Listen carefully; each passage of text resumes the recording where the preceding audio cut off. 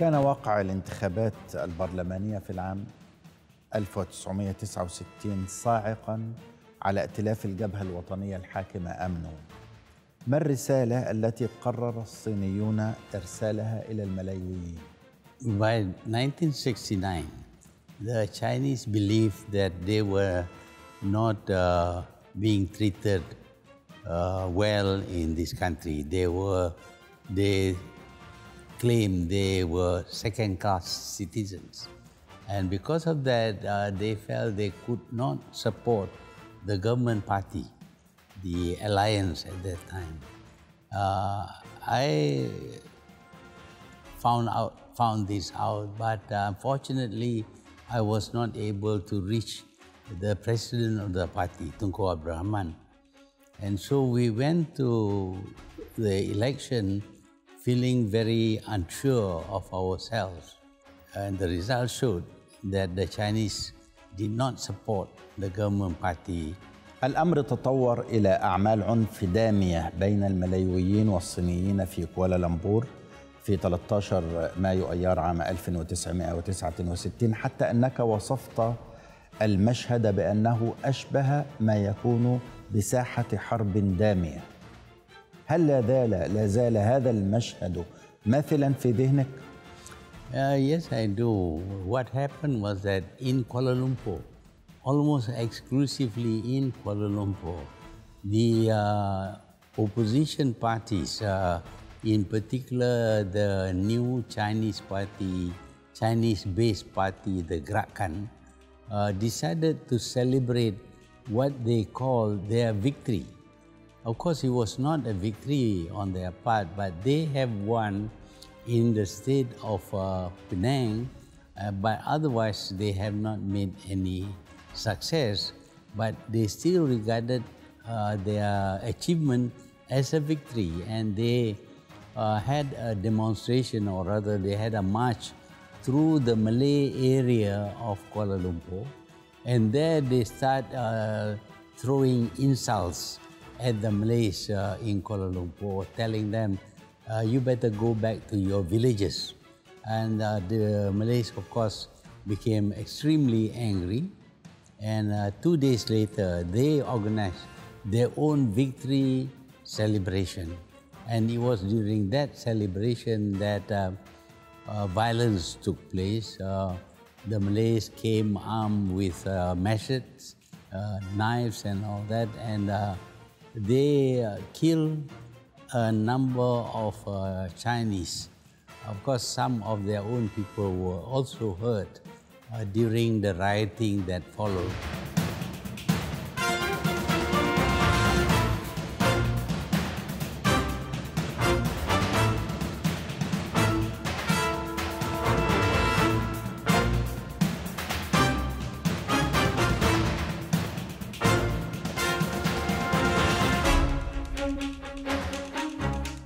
And I had to tell him that one of the reasons why the Malays became very angry is because after independence, there was no change in the situation of the Malays.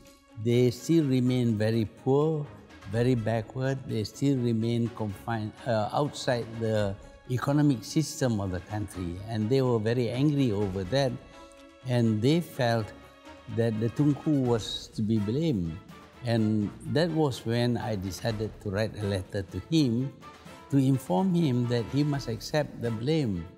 Of course, he was very angry with me. He wrote back to scold me, and of course, subsequently, he expelled me from the party. I, of course, continued to voice my opinion.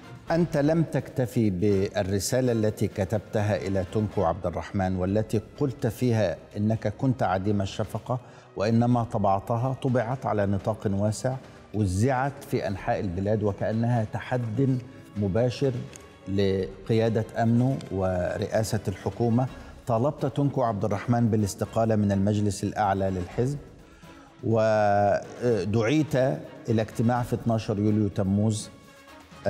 دعا الاجتماع وقرر طردك من أمنو بعدما رفضت أنت بعناد شديد أن تقدم الاعتذار، طلبوا منك أن تعتذر وأنت رفضت أن تقدم الاعتذار. When I wrote the letter, I feared I would be arrested.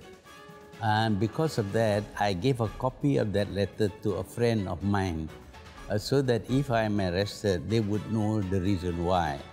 Unfortunately, of course, this friend made public the contents of my letter. In fact, he published the letter, not with my permission, but although I was not arrested, he still published the letter, and the people seemed to be in agreement with me over the contents of the letter, and this angered the Tunku.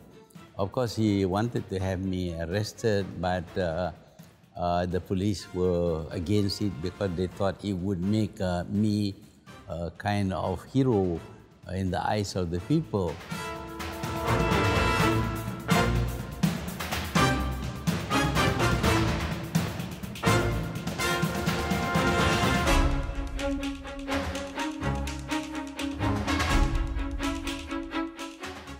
Nobody wants to visit me because they fear that if they visit me, the government might not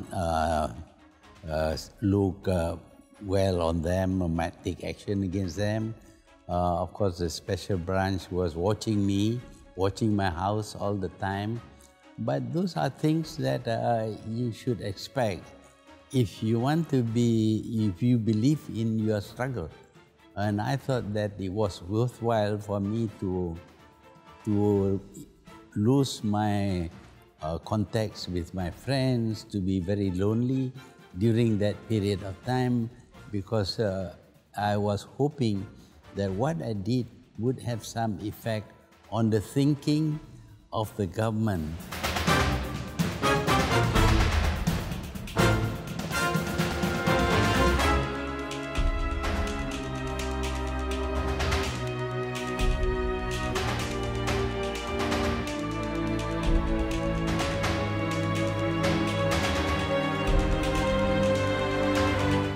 أنت انتقدت الملاي نقدا شديدا وهم بني عرقك وجلدتك في هذا الكتاب نقدا شديدا، انتقدت كسلهم، تحدثت عن جشعهم، تحدثت عن أمور كثيرة للغاية. أولا، هل اعتقدت أن هذا الكتاب سيوزع على هذا النطاق الواسع ويلقى هذا القبول؟ Well, I did not think it would be very popular, but I couldn't publish it in Malaysia because I think the government would not allow. So I had to publish it in Singapore. But immediately it became very popular.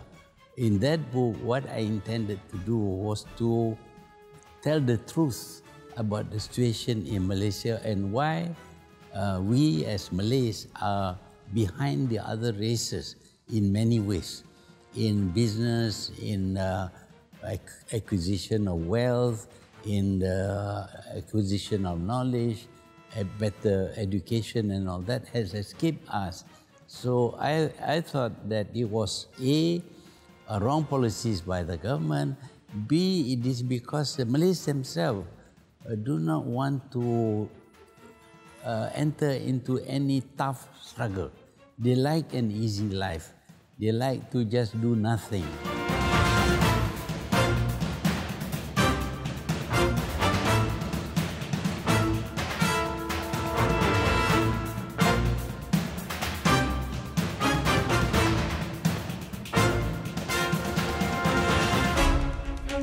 No conspiracy. There was no conspiracy, but I did know that he was quite keen to take over from the Tunku as Prime Minister. That is normal because he was number 2 man at that time, and his ambition, of course, was to become Prime Minister. When he saw what I was doing, he thought that maybe it will result in the Tunku resigning. And indeed, in the end, the Tunku resigned and he took over as Prime Minister. في العام 1974 وبعد مضي 5 سنوات على انتخابات 1969 تون رزاق دعا الجبهة الوطنية أمن ورئيس الحكومة دعا إلى انتخابات برلمانية ترشحت أنت فيها وعدت وأصبحت عضوا في البرلمان عام 1974 مرة أخرى. ما الذي مثله هذا الأمر بالنسبة لك العودة نائبا في البرلمان مرة أخرى عام 74؟ Well, even before I contested to become member of the lower house, I was already appointed by Tun Razak as Prime Minister. I was appointed as a senator, that is the upper house. So when there was this election in 1974, I resigned from becoming senator and contested in the election in 1974. In 1974, I won the election without contest. Nobody contested against me. So I won the election without contest, and subsequently, of course, I became a member of parliament. And Tun Razak, when he was forming his new cabinet, asked me to join the cabinet as Minister of Education.